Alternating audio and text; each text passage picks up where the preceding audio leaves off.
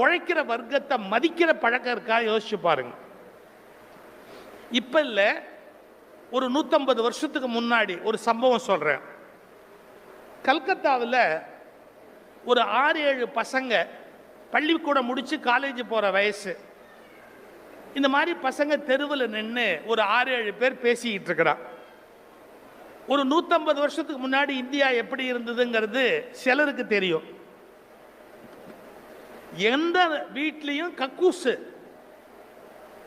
இந்த மாதிரி டாய்லெட்லாம் கிடையாது. அருவருப்பா மலம் கிடக்கும். அதை யாராவது அள்ளி கூடையில் வச்சு தலையில் சுமந்துக்கிட்டு போய் அதை ஒரு இடத்துல போடணும். 150 வருஷத்துக்கு முன்னாடி இந்தியாவில் ஃப்ளஷ் அவுட்டு டாய்லெட்லாம் கிடையாது. கல்கத்தாவில் கிடையவே கிடையாது. இந்தியாவிலேயே ஸ்லோவாக முன்னேறிக்கிட்டு இருக்கிற மாநிலம் கல்கத்தா.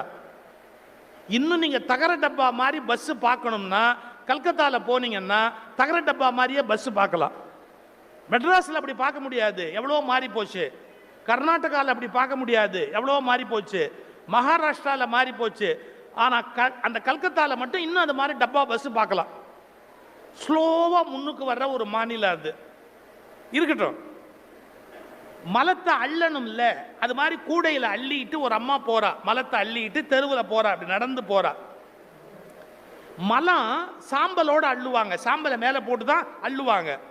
அது வடிஞ்சு அவ உடம்புல அந்த சாம்பல் அதுமா உடம்புல வடிஞ்சிருக்கு. அப்படியே பார்த்த உடனே எல்லாரும் அப்படியே அருவருப்பா நகர்றான்.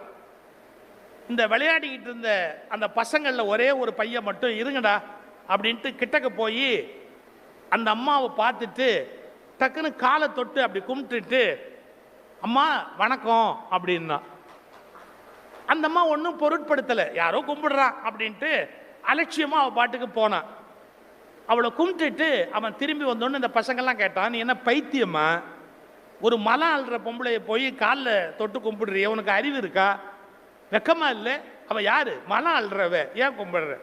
அந்த பையன் திருப்பி கேட்டான், நம்ம வீட்டில் குழந்தையா இருந்தபோது மலம் போனா நம்ம அம்மா தானே அள்ளி இருக்கா.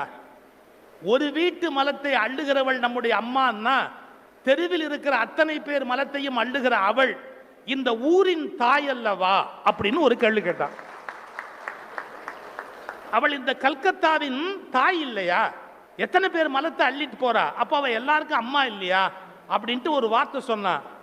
நீங்கள் நினைக்கிறீர்கள் அந்த கல்கத்தா பவதாரிணி என்ற காளி கோயிலுக்குள் இருக்கிறாள் என்று நினைக்கிறீர்கள்.